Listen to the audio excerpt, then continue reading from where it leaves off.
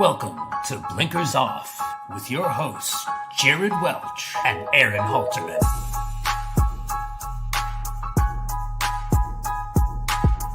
Hello, what is up? I'm Jared Welch, he's Aaron Halterman. It's Thursday, June 19th, and this is another Blinkers Off. What's up, my man? It is another Blinkers Off. It is Thursday, June 19th. So, yeah, it's all good. It's all good. Everybody's having fun. It is. Exactly. Thank you for confirming all those for me. You're welcome. How you doing today? Are you all talked out?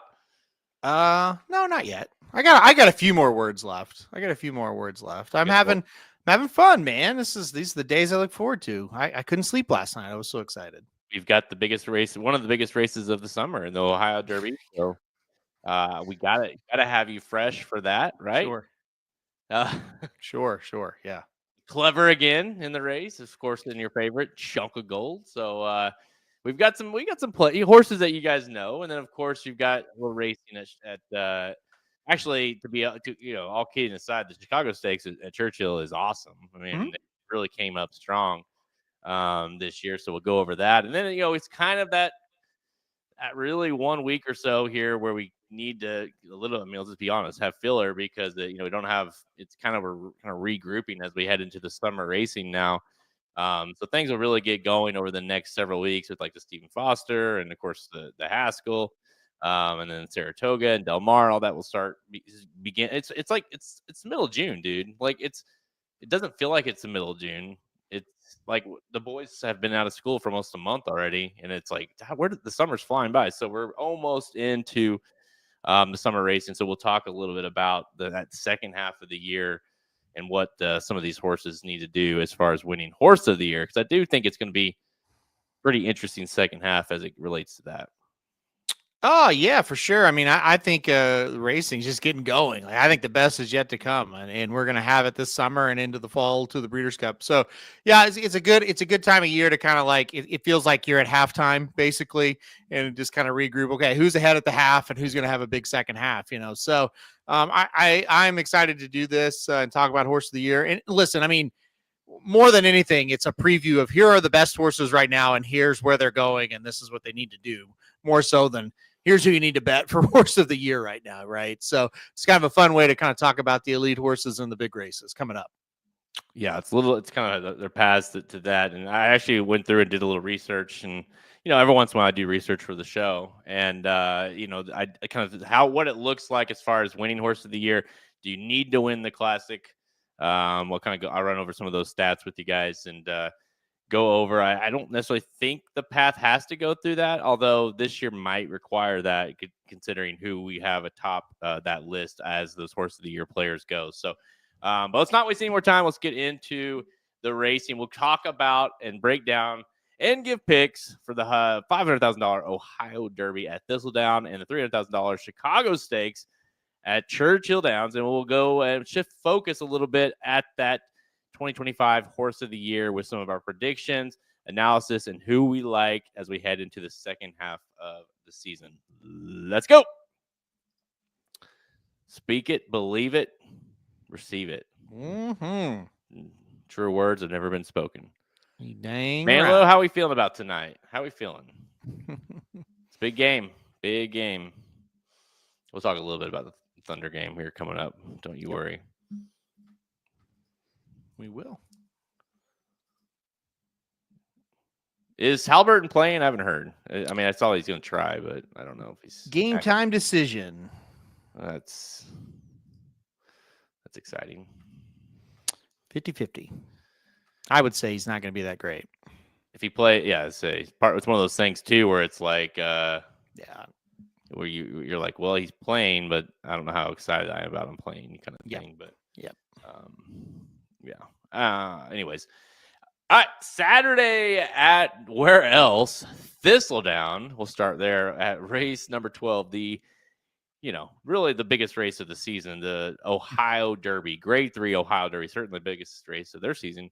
500K on the line, 1/18 miles for those 3-year-olds, and a field of 10 shows up here. And some horses that we know. I'll kick things off here with the favorite, which maybe a little tough to play him as a favorite, but 9-5, number 6, Clever again, obviously ran in the Preakness, second choice in the Preakness, and really just it was part of that just disaster that nearly went down. He didn't look like he was going to kind of move on anyways in that race, but still he's back. So at least it's good to see him back. McAfee, we know at 3-1, Chunk of Gold last finished 9th in the Kentucky Derby at 7-2. Those are obviously your main contenders, and deservingly so. We know them throughout the season. So I guess let's go and start with the favorite Halterman, Clever again at 9-5.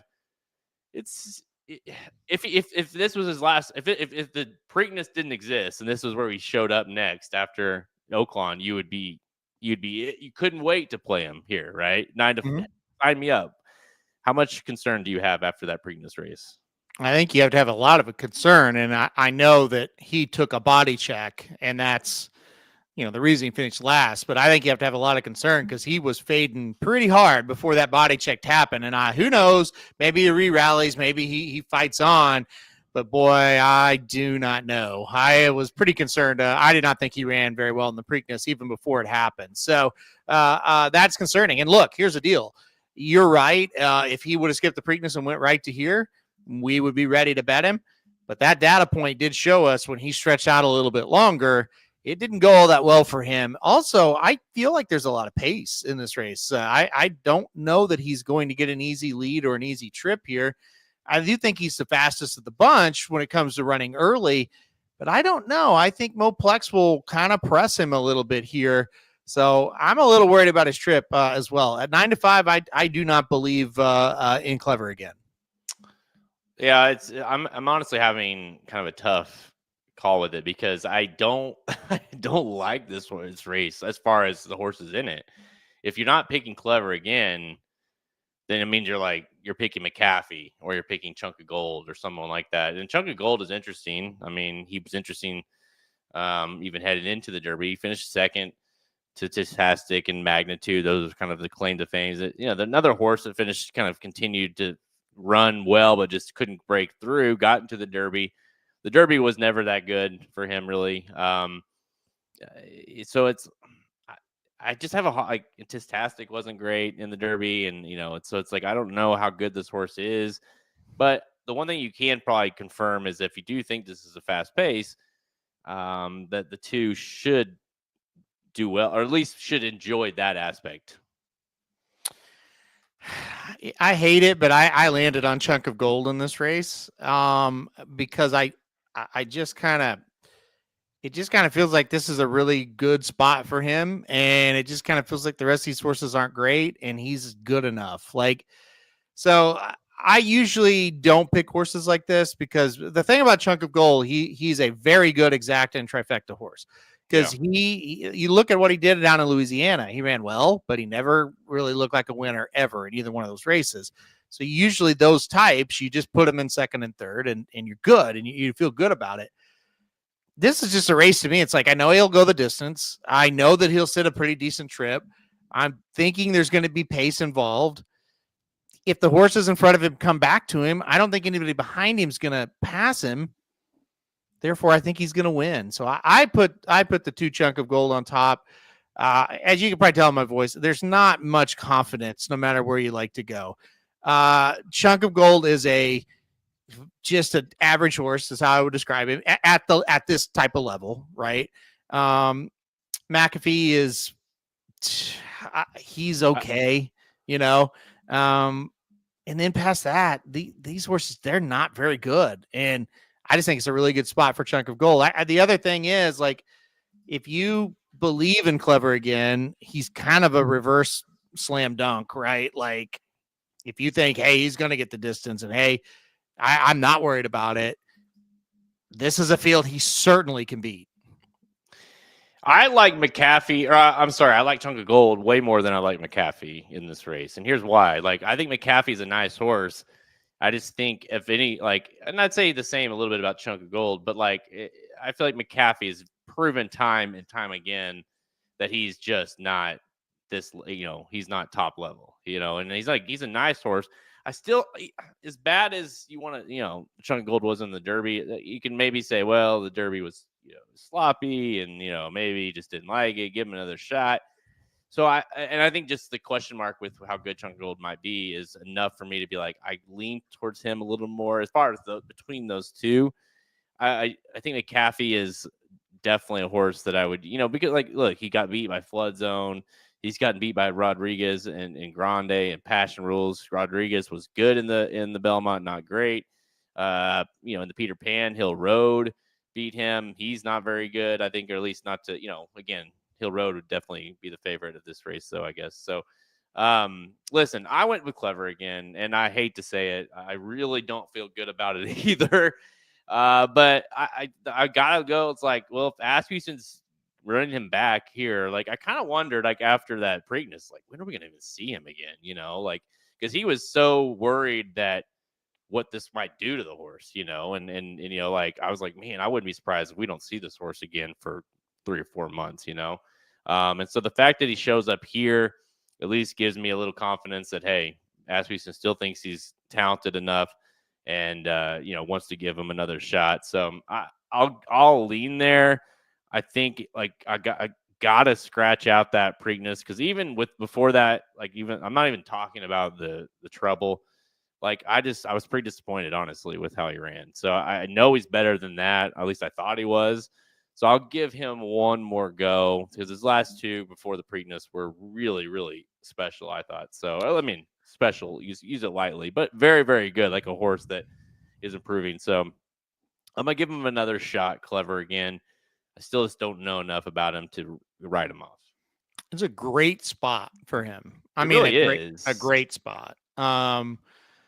If you're assuming, hey, he will go 2 turns or go longer than a mile, I should say, then this is the spot you want to run him in, and you can conceivably you go, okay, he wins here, and we go on to better races, or he loses and we'll cut him back or do whatever. So I mean, it is a perfect spot for him. I'm with you though. I worry about his mental state. I worry that he can get the distance, and those are two things that I didn't want to choke down at what I think will probably be like 7-5, but he definitely is one. If he runs to the hype of the Preakness and he runs it here in Ohio, he's going to win by like 4 or 5 lengths. Like I concede that. I just sit here and go, I'm not sure he's that horse. So I'm going to go elsewhere. It would have been easier to go elsewhere for both of us. I mean, I did and you didn't, but if there was anything else in here, I know that kind of made like, say there's Burnham Square. Okay, quickly would have went to Burnham Square, right? Say even like maybe not Final Gambit, like a Coal Battle. Well, maybe not him either. I don't like it. What about the winner of the Wet Win? East Avenue? Yeah. I mean, I think I would too, honestly. You said Hill Road, probably. Rodriguez, yes. Like my biggest problem is like McAfee is not. He may win, but I just can't. And I just don't think he's that good. And then it's like, I really don't love Chunk of Gold, but I just kind of feel like if Clever again backs up, Chunk of Gold, he is much better than the rest of these horses. So it's just a matter of go out there and do it. Yeah, I mean, yeah. I understand. Like, here's the thing with Clever again. You also have to wonder, like, mentally, where is he at? Because that race probably did something to him in terms, lightly raced horse, and if he gets in any sort of traffic or horses kind of get up on him a little, like you said, if there's a horse that's kind of pestering him, like, will he kind of back off? And mentally, like, so that there are a lot of question marks with him. I would also say. With Chunk of Gold, this is a horse that in his last, say 3 races has been 30-1, 10-1, and 43-1. And now you're having to take 3-1 on him or something like that. So even though it's not 9-5, you're certainly having to take it. And that's the problem with this race, right? Because there's really not, the option. The only horse like McAfee at times has been bet, but the 2 of the last 3, he was 30-1 and 11-1, so it kind of prevents or creates a problem. It's in huge terms problem. of like the whole I got to take I can't take a price, or I need to take a price. I would almost look at this race if you like Clever again. I would almost single him if just because like I think either single him on top or just toss him, because I think he wins, like, and it's pretty convincing, right? Like it's kind of a dominant effort, or it's like he does what he did in the Preakness and kind of folds up shop, and then it's whoever you like. And so I would mostly use him just as a on top horse personally. Yeah, I think I would not be shocked either way with him. I agree with that. And you're right. It sucks because you don't really want to take those prices on any of them. Even Clever again, he's going to be 6-5, 7-5. That's short, and I get, like, if you think, oh no, I think he could be playable. I get it. I wouldn't argue with you, but at the same time, it's like, that's shorter than you would want after what happened. Same with the 2, same with the 4. They're going to be shorter prices. You want to play them. And then the problem becomes, okay, if I don't want to play these shorter prices, okay, where am I going? What am I going to do in this race? And then you start looking at some of these horses that are double digits and you go, I can't play. They're not good at all. Like Samich picked the number 8 Curvino. I looked for this horse for a while and I said, and he's like, what do you think about it? I was like, the only problem I have with it is he's terrible. But I was like, could he win? Yeah, this race maybe, but like, he is awful. Yeah, like, he just hasn't there. Like, I can't point to a race where it makes sense that he's going to win here. I mean, Hypnus curb stomped this horse. I mean, that is not a good horse. And hey, to that regard, Hypnus, if he's in here and he's 8-1, I'd take a shot with him. That's the type that I might take a shot with. This made me laugh. I don't think there's such thing, Manlow, as a sneaky good ninth. I don't know, like a sneaky good 4th, maybe I could get on board with, but in the Derby especially, there's such a wide margin between, like, the top 4. It feels like I don't know if I can. I can get on board with a lot of your takes. I can't get on board with sneaky good ninth. Here's how I view the Derby. Okay, the top 3 were fantastic. The 4th place horse ran his ass off, but it was probably pace dependent, but give him credit. 5 through 20, I don't give a shit where they finished. It's all just a blob of shit past the top 4 to me. Like 5th or 8th or 12th or 15th or 20th, I don't care. It's a total throw up for me. Because half the time in those 5 through 20 or whatever, there's a portion of them that all the jockeys are just like holding them basically, stop, they're not running anymore. There's another bunch of them that are running their asses off, trying, the jockeys they're trying to improve their position. There's no like rhyme or reason on that group there that makes any sense. Well, it's if you go back and watch it, that whole group behind those top 4, it's just a freaking mess in there. Like, horses are getting stopped and they're bumping into each other. It just turned into a mess. And then the horses that weren't in that first pack, they're kind of just back there. And a few of the jockeys, it just kind of felt like they're like, yeah, we'll just kind of stay back here because I don't know what's going on up there. Like, yeah, we're not winning anyways. So it just feels weird. So like, he finished 9th in the Derby. Honestly, the Kentucky Derby as a data point, I didn't even look at it. I looked at, okay, how did he run in these 2 races of Louisiana? Yeah, pretty lousy, but not that bad. Maybe that can win here. That was kind of my thought. Like, even like a Gosker. If Gosker was in this race, he would totally be my pick. Like, I think he would fit really well in here. Is there any world here, I mean, that out of this race becomes like someone like, I guess if Clever again, like, I think to me personally, I'll just start it off. He's the only horse that, say he does some sort of like pretty dominant effort, and you're like, okay, that the Preakness might be the fluke, and now it's like, this could be a really, really good horse. Past that, to me, it's like if Chunk of Gold wins, like, well, this race was pretty shitty, and Clever again maybe was overrated, or he's got issues, or both. And so to me, it's like, this is if Clever again wins, then we can at least have the conversation, or at least in my mind, I could be like, I could see that horse like making a run to the Pennsylvania Derby or whatever. Past that, no, I don't feel that way with any of the other ones. Well, yeah, I think with any of these races, Ohio or the Indiana or Iowa or West Virginia or even Oklahoma, you look for these smaller derbies. Is there a horse that will now jump up and try some of the bigger races, right? And I think Clever, again, if he was to win and look fairly impressive doing it, then you look and you go, hey, yeah, he may jump up and try it again, because the Preakness certainly could be described as a total wash, right? Again, I think he was backing up before it all happened, but still, that could be described as a total wash. So he would totally jump back up in that realm. These other horses, I mean, I think Chunk of Gold with a win, he would probably go try it again. And we've kind of seen him against better competition, and he can hit the board. So I think he makes a little bit of sense as well. Past that, I mean, if anybody else wins, I just don't think you got a horse that's going to jump up and run, in some of the bigger races. They probably need to stick right around your Indianas, your Iowas, your West Virginias, your Oklahomas, and stay with that.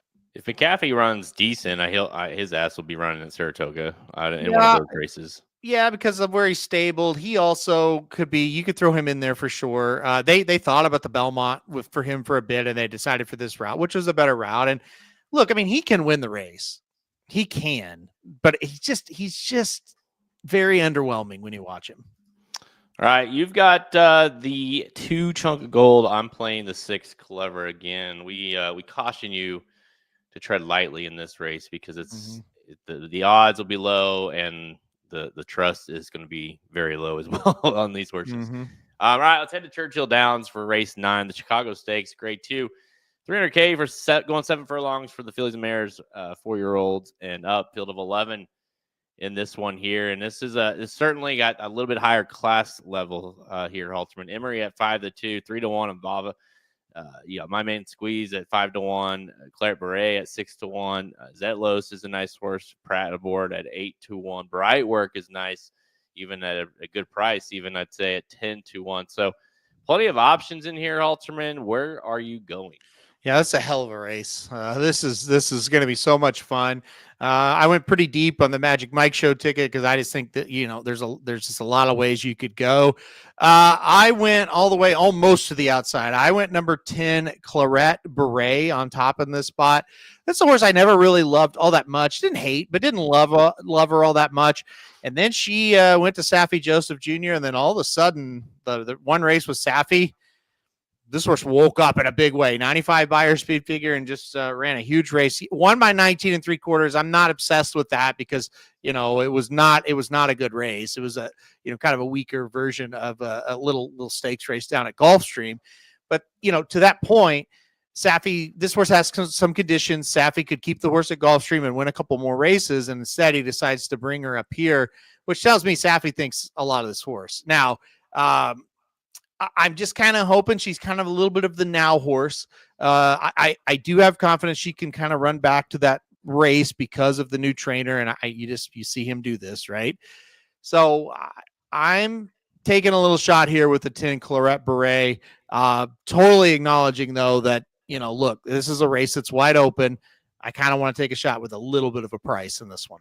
And you talk about, I mentioned earlier, single or pass. That's got this horse written all over it.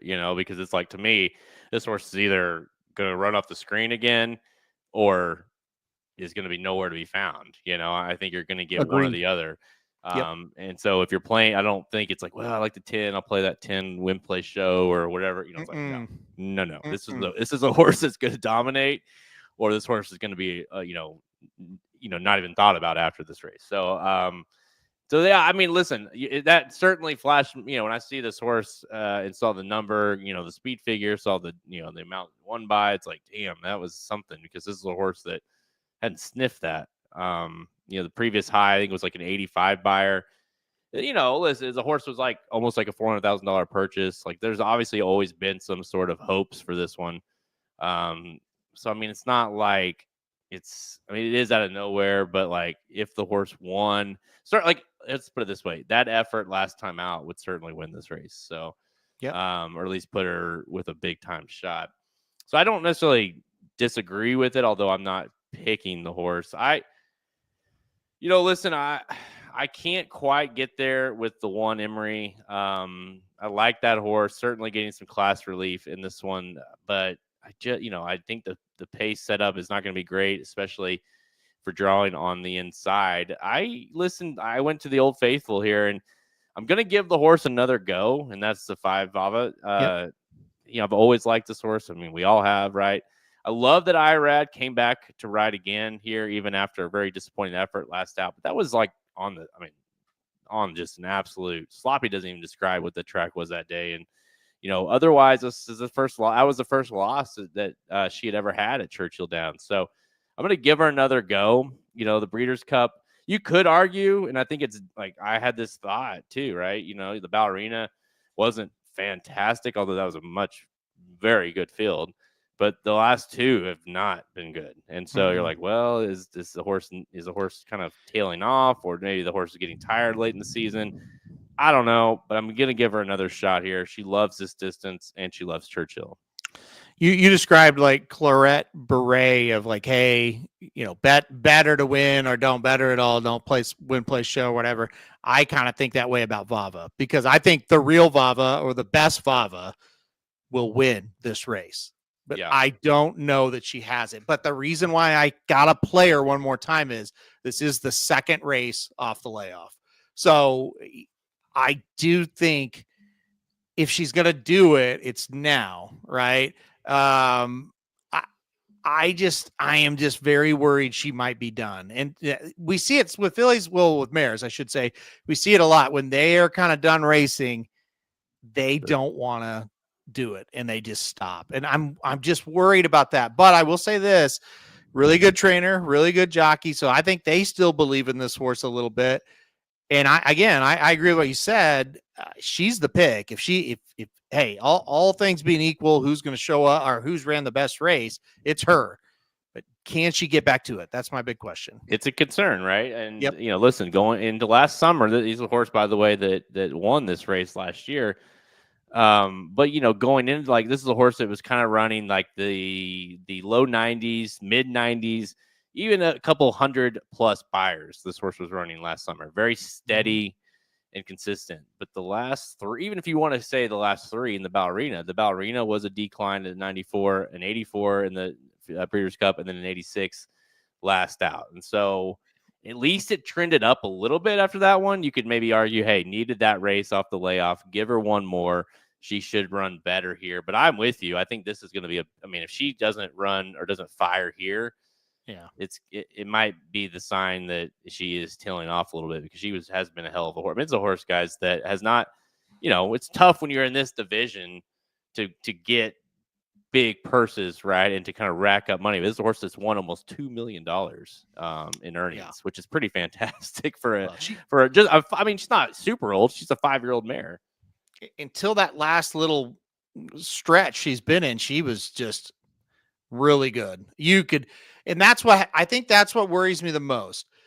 It's not that the losses are one thing, but that she's not around, like even when this horse, would run second or third, it's like, oh man, she ran well. She just got beat today. And that happens to all of them. Right. But she just the last two races, it's like, did she get a call? I forgot she was in it type of thing. Yeah. Right, now to your point, the last race she was in, that had some monsters in it. It's like, even her best probably wasn't going to win that race, right? And it was off the bench. It's in the slop, all this shit. So again, and that's why I'm saying I can't give up on her off of that race, because Ways and Means didn't win the race, and she came out and ran off the screen the next time out. Yeah.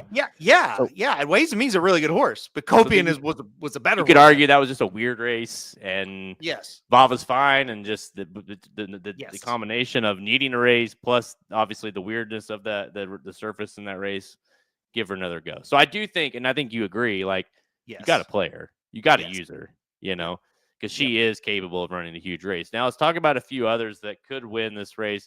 I'll start with kind of down the list. And Emery is a horse that obviously is a short price, but are you concerned like I am of the post position and the pace setup? Yeah, could win, but I just kind of feel like she was in some races that set up a little bit better for her the last few and just hasn't been able to get it done. So I'm going to talk her right into the winner's circle. Go ahead and single her, because I left her off. I just think it's a favorite you can get around. I wouldn't be shocked if she won the race. I just don't know. I've got doubts about her in this spot. Yeah, she's a nice horse, for sure. And so her winning would not be I'll say this, if and I know the prices are different, but if you like my main squeeze, Emery's to me, Emery's beat her every time, right? And so My Main Squeeze is interesting, I thought, in the race. And it's like, well, I know she's not as good as Emery. So Emery, to me, if you're going to pick between the two, is certainly the one I would lean towards. I think the pace set up for her is going to be troublesome, honestly, especially with your horse in there potentially pressing, and I don't think your horse needs the lead, but I think there's several in here that could. And I just think that pace setup might be tough. And talking about a horse that might have some pace, another horse, the 4 Bright Work. This is an interesting one to me because I wanted to really pick her. She's shown flashes, certainly not a 2-turn horse. So this is more in her wheelhouse. She's 1-for-1 at the distance, but she's been really bad at times, but those are going a little bit longer. But the last 2 have not been great. So tell me how Bright Work wins. I think she gets back to a couple of her races in the past, and I think second off the layoff, she might. So I like Bright Work at 10-1. If she gets bet down, maybe not as much, but I think she's live. I also think that the pace is going to set up really well for her. I think she's going to be sitting there waiting and then go at the top of the stretch and have a little bit to run into. So I like Bright Work. This is one I would use. Just hoping second off the layoff, she gets back to her top race. I think her top race is very competitive here. I went back and watched that race last time out, the Winning Colors that Bright Work was in. Really just kind of felt like they're just trying to get a race under her belt more than just going all out. I thought she ran okay. I think she's got a shot here because of the pace. I think she's got a shot. All right, and the last one I'll kind of mention here is because the horse that beat her a couple back, and that's 11 Zetlos. I almost pulled the trigger on this one, honestly. I couldn't quite get there, but I see why you might, especially at 8-1. Pratt jumps aboard, which I thought was very interesting. Not a jockey that has ridden the horse, and the horse loves Churchill Downs, and other than that Breeders' Cup, which is obvious, it's an insane race. This horse has won the last 3 races, not including that Breeders' Cup. So the horse is solid, runs well pretty much every time, or at least as of late. So I can make a case for the 11 as well. Agree. Yeah, I thought about it for a while, didn't do it. Thought about it, but the numbers are a little light. That was my biggest concern. They're just not even like at our very, very best. Like 95 is like the high buyer for her. I think it's going to take every bit of 95 and then some to win here. I think she's a good enough horse. I think she's a really good underneath play. Yeah, I think she'll run well. She does, like I said, she does almost every time. So setup's going to be really good for her, but the setup's good for a few of them in here. I'm really worried. She's just not quite this caliber. She's just a tad below these horses, some of these horses. So that was my worry, but I wouldn't be shocked. I really, really like this horse. I like to play this horse. And so, yeah, for a bit, I was like, yeah, think about this one. And I don't know. This is a classic situation. We talked about the Ohio Derby where it's like, we're just trying to find something. This is a classic situation of you're going to leave a couple horses off that you actually like, whether you like them for this race or you've bet them in the past, but you can't play them all. And she kind of fits under that. If she wins, I just throw my hands up and go, yeah, of course I like her, but you can't play all of them. Here's the exact. I'll give you guys the exact right here. Play the 5 and 10 over the 4 and 11. There you go. So there you go.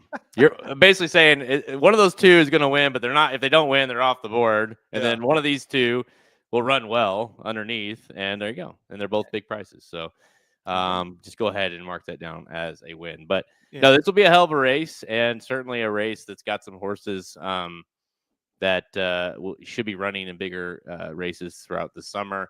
Obviously, we've got plenty of good 7 furlong races. Sprints, the Filly Mare Sprint at the Breeders' Cup would be the goal for some of these. Obviously, a few of them did run in that last year. We'll see what they can do. But I've got the 5. Bava, you're going almost to the outside. Number 10, Claret Beret. Mm-hmm. Hey, one thing before we go, I want to. William was talking about post concern for Zetlos. my opinion on that is when they're sprinting, when they're going one turn, I want to be outside. I don't necessarily want to be inside for these races. So I actually think she's drawn pretty well. When they go two turns, that's where outside I don't like. Totally agree, because then what you can do, especially when you got a guy like Pratt aboard, is they've got that whole length of the stretch there, that back stretch, to get in a position wherever they need to get, and there's not a lot of movement going on there. There's not the turn, another turn to deal with, coming up. It's the last turn you do, obviously, but that first stretch you can get in all the spots you need, and then the post, like a good jockey can get that horse in near the rail, or saving some sort of ground pretty quick, right? Mm-hmm. So I'm with you. I don't get too concerned on that. No, I think it's a good post. That's why I kind of like Clarette Beret, because I thought, okay, I think she can clear like 7 of these. She'll kind of tuck in, and she should only be like 2 wide on the only turn of the race. So I think being outside is an advantage in sprints. All right, we are halfway through the year, folks, and we're looking towards now the goal. All season has been the goal towards the Triple Crown. Now we've shifted gears, and all things are being pointed towards not just the Travers, but of course the Breeders' Cup, the Breeders' Cup Classic, and all those big races happening this fall. And so we thought it's a good time to look. It's like you said, it's halftime. We've seen the first half of the year. The Met Mile kind of solidifies the and the end of the Triple Crown. Solidifies that first half. Now we go into the second, and we wanted to just kind of use this as like where some of these top contenders are going, forward. How do they maybe get the path to Horse of the Year? This is an interesting year in a sense that the top 2 contenders for me, and I think for you as well, are 3-year-olds, and that of course is Sovereignty over Journalism. Pretty clear as that, and I think Fierceness would have secured that number 1 spot, even over those 2 horses, had he won the Met Mile like he should have. He did not. First of all, I had to say this. We vote in the NTRA poll. This is what this is. I was like, who are the 10 people that put Raging Torrent on top? Doesn't give the voting the poll a lot of confidence, if you ask me, but some people did. We did not. I think I put Raging Torrent like 4 or 5. But all right. So would you agree the 3 top contenders are Sovereignty, Journalism, and Fierceness? Yes. Do you? Let's just start with Sovereignty. The problem that he doesn't. It all goes through him, right? I mean, let's be honest. If he can win, say, the Travers and then win the Classic, well, good luck. The other problem that Journalism has is he owns the head-to-head against Journalism. So even if Journalism stays away from him all year and wins his races, it's still going to come down to when they meet up again, potentially in that Classic, and really going to have to take Journalism beating him that day to even give him a shot. Journalism, yeah, I mean, the path for Journalism is somewhat logical. If you stay away from him and you win some races out in California, I don't really know what they'll end up running in, but if you win a couple and then you win the Classic and you beat Sovereignty, you probably have a chance to overtake him, depending on what Sovereignty does. The problem with anybody, in my opinion, trying to beat Sovereignty for Horse of the Year, like, Journalism is most likely not coming to the Travers, right? Who's really, I know horses can always get upset, right? But I don't know who can beat Sovereignty in the Travers. So then all of a sudden, his resume looks even stronger, and the Travers carries a lot of weight, where even if Journalism, say, won the Classic, but Sovereignty was second, I still think Sovereignty would win Horse of the Year. So I think Sovereignty's path is about as simple as it gets, right? Yeah. Go in the Travers. Don't. I think he might win the Classic too, but don't get embarrassed in the Classic. You probably got it, unless Fierceness goes on a run and wins a couple of the big older races, and then goes and wins the Classic. Then he's gonna have a lot to say about. Yeah, I mean, that's kind of the way I'm ranking. Like, the way I rank them right now is those 2 over Fierceness. But as far as like horses that I would say have the best chance to win Horse of the Year, I think Journalism is hurt just by the fact that we've seen them face each other a couple times now, and so I think Fierceness is the quote unquote new shooter, although he's not. where Right. it's like, hey, if he goes and wins the Whitney, and then wins the whatever in between or whatever, and then wins the Classic, well, I mean that means he beat Sovereignty in the Classic likely, and I don't really care that he won the Travers. I still think Older is going to get that. If you win the Whitney in the Classic, that's going to be really tough to overtake. And so I do think it would still go through Fierceness, even with Sovereignty winning. That'd be, especially if Sovereignty. Do you like? Let's put it this way. Do you think if Sovereignty won obviously won 2 of the 3 legs, wins the Travers, and then finished second in the Classic to Fierceness wins the Whitney and that Classic, would you go Fierceness? I think Fierceness would take it at that point. Yeah. So the big thing, and you mentioned it, I'll just kind of reiterate, the big thing that the older horses are going to have is they don't have losses to Fierceness. Or excuse me, they don't have losses to Sovereignty on their record, right? So if they go head to head and then Fierceness beats him, then all of a sudden it's like, well, yeah, he's better because they only raced once and Fierceness beat him, right? So yeah, I think you got to look at older horses. I think you got to look at Fierceness. I think, hey, listen, your horse, Mind Frame, I don't know where he'll run next. I don't know what he's going to do, but he's in the realm because again, he's won races. He's won twice. He doesn't have a loss to Sovereignty. If they can get a win head to head, he's gonna pass him. So that's a horse to look out for. A horse like Link just missed, a horse like Sierra Leone, who I don't have any idea where he's at or what's going to happen with him. But if he got going, maybe he could get in there as well. So the older horses have that huge advantage over these 3-year-olds that have just been beaten and will probably be beaten again. You say probably again, a lot can happen in horse racing. In a couple of weeks, things could change, right? But it feels like Sovereignty's he hasn't won his last race. He's going to win again. And he's just going to bury those 3-year-olds even further behind him. So it's going to take an older horse. Yeah. I think it's either Sovereignty or an older horse this year. Yeah, I had 5 horses listed as wild cards, and I think wild card is a very appropriate way to put it because I do think it's going to take a little bit of wildness to get them. Yeah. If they were to, if we sat here in December or January and said, well, Mind Frame is one horse of the year, it meant not only did he have an insane second half, it also means that Sovereignty, Journalism, and Fierceness had the, kind of equally opposite.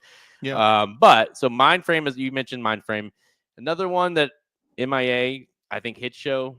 I don't know where he's at. He did win Dubai World Cup. He won. I mean, he won the Louisiana Stakes, grade 3. He got 3rd in the San Diego Handicap. He's still MIA. If he came back and say won the Whitney, won the Classic, there would be a case to be made for Hit Show, right? Yep. I think he's going to run in the Stephen Foster next week as well. So he's working. Yeah, exactly. I think he's working to a big race. If you got that one and you got the Whitney, and again, I'm not saying he's going to win any of these, but if you got those, yeah, he's in the conversation. The other one you mentioned, Sierra Leone. I don't know how he could. Yeah, I mean, it's going to take him winning like every big race between now and then. That's a lot to ask. Well, I just don't know where he's at. I mean, he came back and he ran. I mean, it was February or March. Yeah, I think it was March. It was Louisiana Derby Day, so it was March. And I get it was the first off the layoff and all the stuff, the track and all this, but it was bad, and he obviously got injured out of it, right? And so because he was supposed to, they were like, we're going to run him here, and then we'll run him in the Stephen Foster. Well, that's not happening. So I don't know if there's something wrong with him. I don't know. I'm very concerned about. Well, I'm not. It's not keeping me up at night, but I don't know where he is, what's going on with him. Another wild card here would be, I mean, the horse that got 10 votes right now is Raging Torrent. Although I mean, he's got a path. They know their path. It's a lighter path. They're going mile. So there is a world that it's like, hey, he rattled off these dominant wins. He wins another one at Saratoga. He wins another one in the fall. He wins the Breeders' Cup. If some of these other horses falter, maybe there's a world he does. The Met Mile carries a lot of weight. All the good horses are going to have to lose a lot of races because he's not going to like the glamour divisions. So like, can a miler win horse of the year? Yes, but it takes us not having anybody else to really sink our teeth into the vote for, right? So yes, the Met Mile carries a lot of weight, but the Pat O'Brien doesn't, or the Bing Crosby doesn't, and that's where the problem starts to lie with him. It's like, when are we going to? The Dirt Mile doesn't, you know what I mean? Like, he may rattle off some wins, but he's going to need horses to lose the in the Glamour division. Yeah, you think about like a so I went through and I looked at like the last 10 or 11 horse of the years, and then I went and like looked to say, okay, did they win the Classic or Distaff that year? Was that like the end all be all race that secured them? And 6 of the 11 of the last 11 did win the Classic or Distaff, but it also means like half of them almost didn't. And there's certain situations. Obviously, Justified didn't even run; he was retired. Before that, there's been Bricks and Mortar was on the turf, but that still has enough. Even like Cody's Wish 2 years back. That's this. I mean, I don't want to compare Cody's Wish to Raging Torrent, but that is a similar trajectory. Meaning he won the Met Mile, went on to win the Dirt Mile, won the races between. I guess that, but that also meant that year that there was no one else, right? Exactly. White Abario was the other candidate, and it's like, how can we vote for him? He won 2 races, and yeah, I mean, he was incredible in the Whitney and the Classic. I don't take that away from him, but listen, I mean, if we're being honest, Cody's Wish had a lot of backstory that probably helped as well. For sure. The one kind of interesting one was 2016, and Chrome won that year. That was a little bit of debate because Arrogant beat him that year in the Breeders' Cup, and of course Arrogant went on to be Arrogant. But at that time, like Arrogant hadn't done enough to prove it over Arrogant or prove it over California Chrome, even though he just beat California Chrome. So California Chrome still won. So there is like a world where you're like, okay, Midnight, even if it's a horse like, I'm trying to think of a White Abario or like even a Hit Show that maybe didn't do anything between now and the Breeders' Cup, but won the Breeders' Cup over Sovereignty. You would still be like, well, Sovereignty still had done enough this year, in my opinion, so it doesn't. I don't think this year is as secure as, hey, you win the Classic, it's securing the whole thing. Yeah, no, I agree with you as well. I think there's a lot to unfold. I do think we could have a non-Classic winner still win it, because with anytime you've got a horse that's won 2 out of 3 Triple Crown races, he's got a head start. Because here's the deal: like, the people that vote on this stuff, they just look at the major races, and there's none more major than that, right? For the voters, and then the Traverse is right there, and then the Classic would be the last one. So if he can win the Classic, or excuse me, if he wins the Traverse, I don't think he has to win the Classic. But I'm going to tell you something: if this horse improves off of that Belmont race, he's going to win the Classic. So it won't matter where he runs. Yes, I mean, so another big thing he has going for him is that you mentioned, well, he won 2 of the, any horse that wins 2 of the 3 legs has a head start. Not only did he win 2 of the 3 legs, he didn't run in one of them. So it's like, it's not like you kind of have, like, say he ran the Preakness and he lost, and you're like, you kind of have that hanging over him. Like, yeah, but there's that one race where he didn't really perform. No, and so even though we will never know, right? And the decision, if he, horse of the year voting, it's like, well, this is like anytime you win the Triple Crown, it doesn't matter what else happens the rest of the year. That horse is going to win horse of the year, right? That's just the way it is. Yeah. So you're like, you still kind of have that, he didn't win it, but maybe he could have. And there's that aspect for him as well. Yeah, absolutely. And you said it, the loss he has, everybody's forgotten about it now. You know what I mean? Like, as far as people, again, when I say everybody, I mean people that are voting on this, they couldn't care a lot less that he lost the Florida Derby, right? It's whatever. So yeah, I mean, to me, he just needs to take care of business, and he'll be just fine. And again, you look at it, you just kind of look at it and go, okay, journalism's not going to the Traverse. It kind of sounds like to me Baeza's not going to mess with it either. Well, I mean, it's Burnham Square and those type of horses, which I think there's some improvement elements to some of these horses coming up, like a Burnham Square. I don't think he's bad, and I think he might get better. But you're talking about trying to raise your game to a big level fairly quickly. August is coming up quick, right? Yeah, it's only a couple months away from the Traverse. I just don't see anybody making that improvement, which means what I said, if he takes care of his business, which means he just stays at the level he's at, I don't think they're going to beat him. And so then what? No, like if he wins that one, it's just like, well, this thing's a slam dunk in my opinion. Yeah, and you're also for a fierceness, I think he's going to bounce back and be fine, but he also could lose a race like the Whitney, like he's not a lock. He's not some kind of like absolute lock like some of these horses have been throughout the years.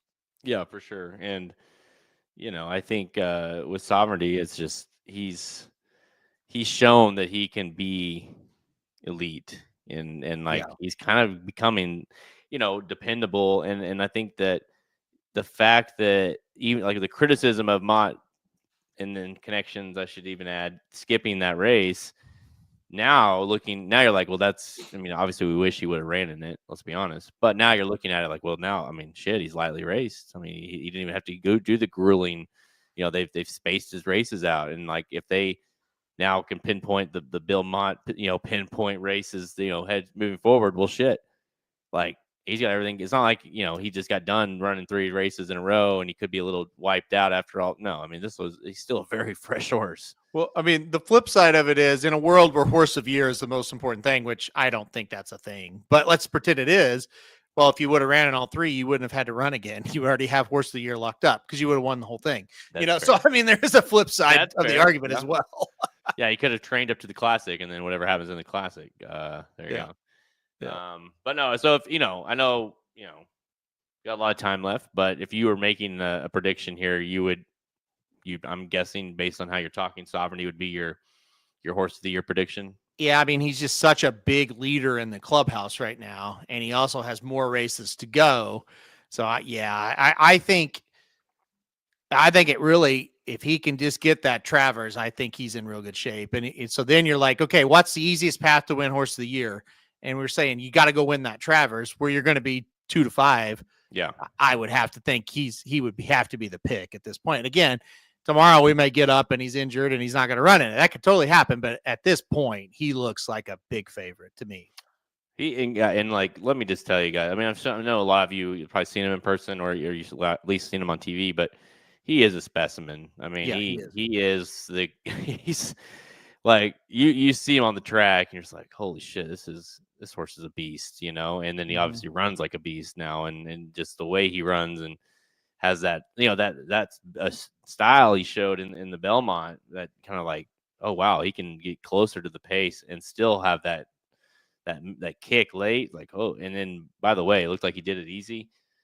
That this horse, we could be just scratching the surface with how good he could be and is. So we could, I think it's totally playable that we're talking about a Travers winner. We're talking about a Classic winner. Obviously, we're talking about Dubai World Cup winner.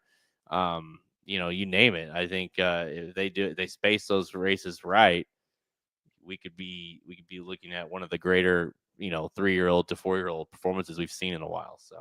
So the one thing that I would just love to know is what exactly, and they may not even know the answer. Nobody may know it.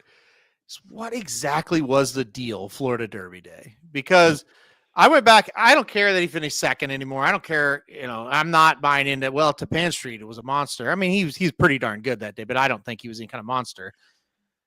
You go back and you just watch him run in the Florida Derby. Just forget where he finishes. Just isolate him and watch him run. Yeah. And then watch him run in the next 2 races. He looks like a different horse. I know. Something had to have been off that day. He had to have. We were talking with Kelby Von Hemel after the race, our good buddy, and he was like, he looked like a rocking horse kind of in that last, because we watched the Florida Derby with him. He's like, he looked like a rocking horse almost. He wasn't very fluid. And I was like, yeah, it was weird. And then you watch him in these next 2 races, and he's like, he runs like it's like poetry in motion. The 2 races that he's been in since, it's just like, God, he just gobbles up the ground. He's running so smooth. In the Florida Derby, he was just up and down, up and down. It was weird. It was really weird. And this is the thing this is what I'm trying to get past. He wasn't ready. Get past that. It doesn't mean you run in just an awkward way if you're not ready. You know what I mean? Yeah, that's what I'm saying. He ran like when a horse isn't quite ready and he runs his race, you at the end of the day, you go back and go, he may have lost, but boy, he looked like he's coming into form or whatever. That Florida Derby, he just looked weird. I can't describe it any better than that. He is not fluid. He was not a fluid mover at all that day. Maybe he hated the track. Like maybe that was it. I don't know. But he wasn't ready or they didn't try. That's not what I'm talking about. It was different. It was just different. That's all I'm saying. I guess that I don't know the answer because here's the thing too. For me, I was like, and I think I even told you right before the race, I was like, we picked him to win the Florida Derby, and I was like, I so badly want him to win because I'm like, this is going to be like, if he wins here, he's going to be my Derby pick. You know, like I was ready to be like, this is what's it's gonna do to get me to pick him in the Derby. And yeah, he just looked like a plotter. He didn't look nearly fast enough. And I came back to him and used him, in the Derby and made money using him, but I didn't pick him to win. And it's annoying when you're like, I knew that horse, at least I thought that horse was really good. Yeah. And then he does that, and you're like, "Ah, man, is he good enough?" And now you're like, "Oh no, he was good enough." So, frustrating, but maybe not anymore. maybe he didn't have Junior. Maybe he's a type of horse that he needs his jockey. Maybe he's got a little bit of some quirks to ride him, and I could buy into that theory. Like, Manny just didn't know really what to do or whatever with him. Maybe. Yep, Manlo said it. So there you go. I think that's like, and again, I respect they didn't try or he wasn't cranked. I don't agree with it, but I respect the comment. He didn't look right. Like the first race, they were saying he wasn't ready, but you watch him run down the stretch. And even if he loses that first race where he caught River Thames. So say he loses. He loses by even a length. You exit the race and you go, you know what? When they asked him to run, that bastard looked good. Like I thought he looked great that day. And then you go to this race and it's just like, he didn't have it. He just didn't have it.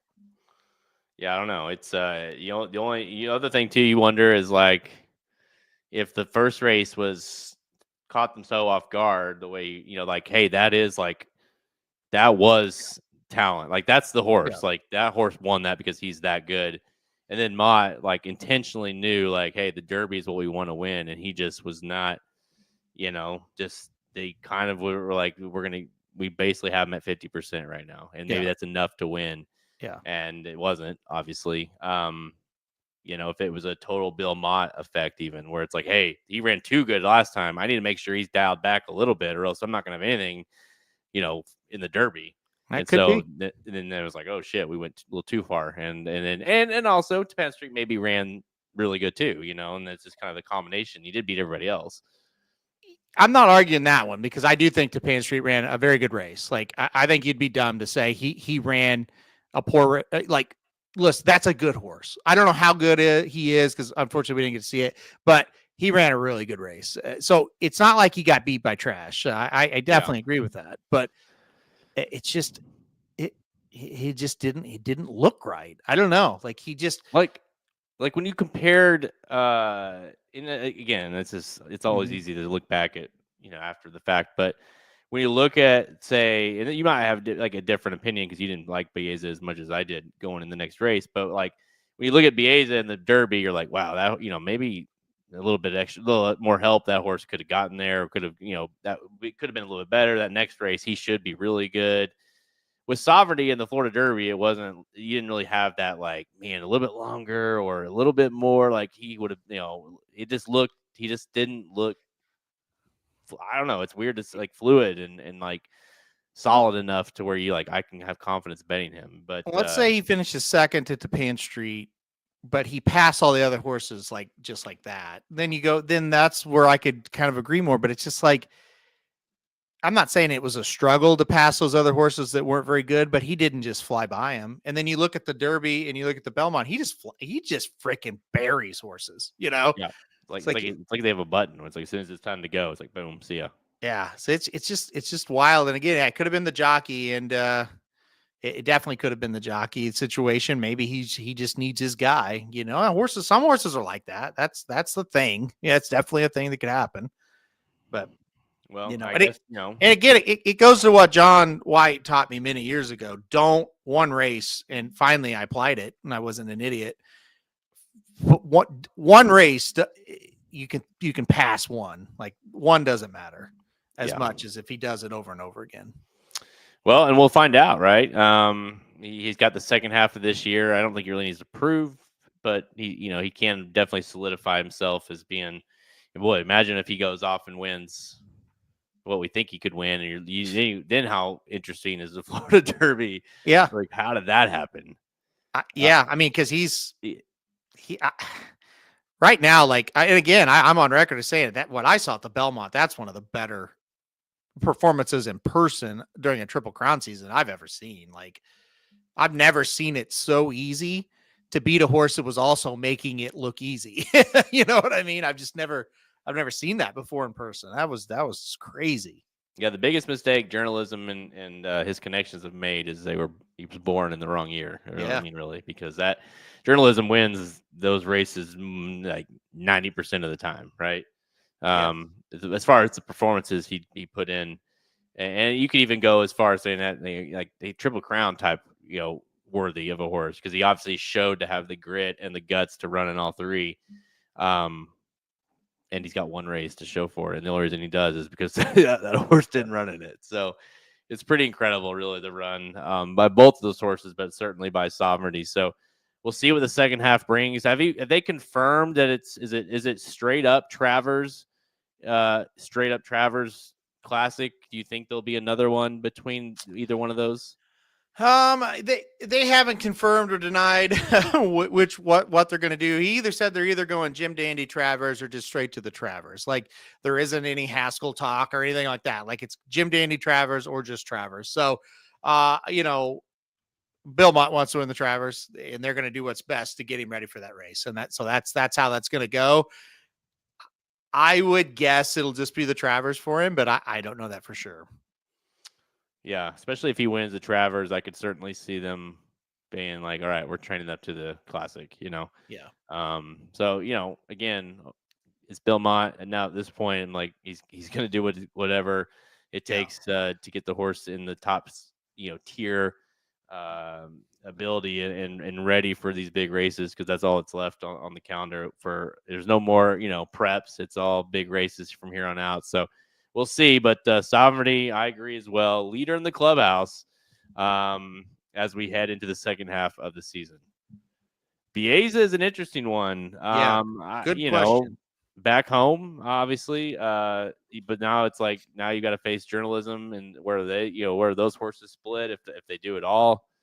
I don't know, Halterman. What are you thinking they could end up? I mean, the article was like, well, we could go to the Haskell, or we could go 27 other places. And he listed them off. I'm being like, definitely just 3 or 4. But anyway, it's a very interesting problem that they have, because if you stay home, not only are you going to have to face journalism, most likely, but you're going to have to face older horses, because they don't have a 3-year-old really division out in Southern California.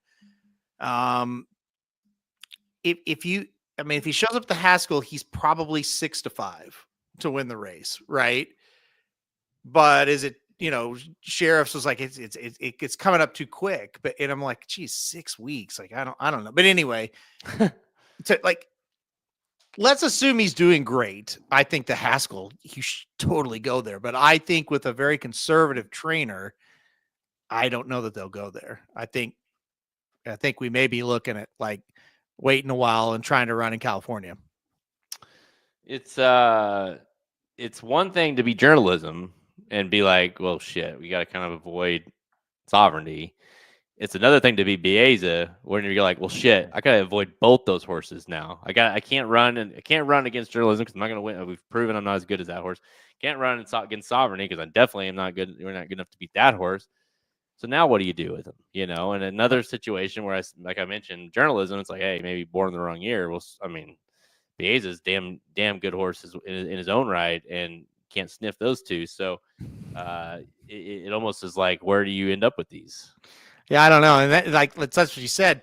The race that is glaring that you could avoid them is the Haskell. Like, that's the race. You could avoid. We know for a fact they're not going there, right?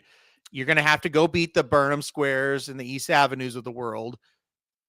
Okay. I mean, perfect race for him to be in. Exactly. Perfect. It feels like you could do it. And it's not Iowa or Indiana or West Virginia. Like, it's a grade 1. It's a big race. Winning, you're in, all this stuff. That makes perfect sense. I don't know. Again, it doesn't sound like he wants to do that. Okay, so then what's the other option? You could wait to the Jim Dandy and hope Sovereignty doesn't go. You're going to look good in that race if Sovereignty's not there. Okay, what's the option after that? Then it's race against older horses, or you could take the super, super conservative route and run in a race like the Shared Belief all the way at the end of August that usually gets 4 or 5 horses that aren't all that great. Sometimes they'll get one that just, it fits them right. And that's at Del Mar, and it's like, I think it's 100 or 200, 100 or $150,000 race. I could see him doing that too, to be quite honest, because it's him and he's conservative. So I don't know. I think that's unfair to Hot Rod, honestly, Jared. I liked Hot Rod more. Bieza burned me in the Belmont. I was not happy with his effort. I do think he is good. I just don't. And his issue too, like with Hot Rod, there was like one horse that you knew you had to beat. This one, it feels like, well, it's just not going to happen. It's like, hey, maybe there's the right day you beat journalism. I don't know. Maybe journalism's tired, and maybe he catches him and Bieza's fresh because apparently we run every 3 months with Bieza, but like Sovereignty thing it's not going to happen. It just is not when you're journalism. Even I'm like, I can't quite get there. I certainly can't get there. Bieza. My take on, if you're going to compare Hot Rod Charlie and you're going to compare Bieza, I think there's more raw talent with Bieza, but I think Hot Rod Charlie is one of the hardest triers we've seen in a while. That horse ran his butt off every time, right? He just wasn't. He was a cut below, but his heart made it to where it was close. Where Bieza is kind of like he's a screwball. Well, in a way, like he's, really the Belmont. I'll take that back. The Belmont's the only time he really ran a race was like, what are you doing? The other races, he's been okay, but I think there's raw talent there. I just don't. He just hasn't quite figured it all out yet, dude. Listen, hey Vince, I don't know where you put him. I do think Bieza in the right spot or the right day could win a big race because I do think he's got talent. I think Halterman said it. He's a screwball. So like, how do it's not like they've spaced them out, and it's like they found. I feel like the right spot, and it's like where if they don't run them in the Haskell, then I don't know. To me, they should run them in the Haskell. I think that's a perfect spot. I don't know a world as we sit here right now where he's going to look good against Sovereignty or journalism. It's too many times now. November, maybe things change, but as of right now, like we're talking about like summer races. I don't think he's got enough time to improve and kind of turn the tables unless they regress a little bit. But again, a race like the Haskell, again, I think he's 65. A race like, I don't know where else it would be if it's not the Haskell. Jim Dandy, he could be pretty darn tough in there too. Dude, I tell you what, it's been a few weeks now, but I was watching Hot Rod Charlie in his Belmont, where he got beat, of course, by Essential Quality. But my goodness, that was just an unbelievable. Like that effort wins 99.9% of Belmonts. Yes, what Hot Rod Charlie did that day. And by the way, it would have beat the shit out of Bieza performance in the Belmont. We saw a couple weeks ago. Yeah, that Hot Rod Charlie performance, the fractions he put up, and he kept on going.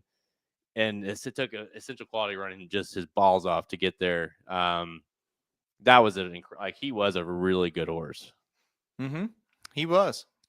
That was a great race, and that came right after a really good turf race, and then that race. That was a really good day up there at Belmont. Yeah, that was, man. I tell you, that was a hell of a race that day. Essential Quality really had to run a big one to catch him, and yeah, You kept Hot Rod thinking, Charlie well, he's going to go by him. He's going to go by him, and then you're like, his kept hot fighting. rod is just not letting him go. Yep, kept And fighting. they just put on a show the entire, which is a very long stretch, the entire stretch. So Pennsylvania Derby is what Jared was saying here with Baeza, and that would be another one that would make a lot of sense for him, or whoever, journalism, that'd make a lot of sense for as well. Because I don't see Sovereignty going there. I think once the Travers is over, you're not seeing Sovereignty again until the Classic. Yeah, they'll put bubble wrap on him for the Classic. Yeah, maybe journalism. I don't know. I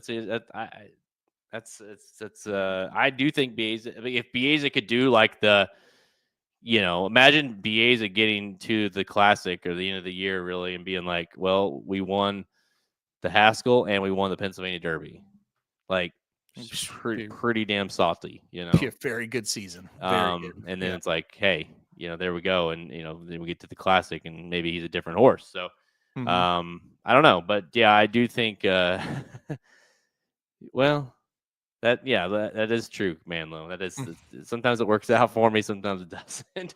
I don't understand. I don't know. Hot Rod did win me the fantasy league that year, so I guess he giveth. I don't know the story that helped Brittany find her husband. I don't know that at all. I don't know that story, Manlow, but maybe you do. Anyways. Let's move forward. That is a look, of course, at those horses as we head into the second half of the season.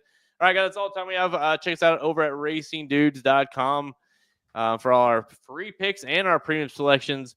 Just click that Get Racing News Premium button at the menu at racingdudes.com to learn more. Remember, on Twitter at racing_dudes, Instagram, and Facebook. You can find all episodes of Blinkers Off by visiting our podcast page on the side or checking out, Apple Podcasts, Google, everywhere you listen to podcasts, we're there. Go to YouTube. Make sure you hit that like, subscribe, and notification, as we do have lots of content on YouTube. And you can be a part of the chat when we do these live Blinkers Offs rather than listening to it on the podcast version. Dudes Who Bet was yesterday, right? And then Magic Mike Show was just earlier with the Churchill Downs sequence, so make sure you check out both of those episodes. Speaking of Dudes Who Bet, I'm sure you guys covered a lot of tonight's game, and that, of course, is the Thunder at the Pacers. Game 6, Thunder need to win to clinch. Pacers need to win to extend it to Game 7. What do you think is going to happen? It's a tough game to predict because you just don't know Halliburton and his effectiveness, or if he's going to play at all, right? So it's a tough game to predict. So I'll say two things. If Halliburton doesn't play, or he plays but he can't do much, I think tonight's the night for the Thunder. I think they get it done.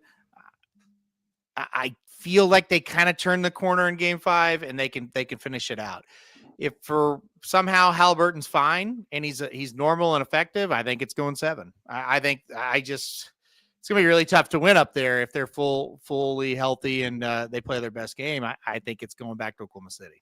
Yeah, the Halliburton injury is the question mark, because it's obvious it is, but like even like we're big Thunder fans, and talking over the last last week or so, you're like, hey, if this thing like this is going 7, like because no matter like the Thunder had to win the last game, meaning because I was like, you do not want to go to Indiana with the series on the line.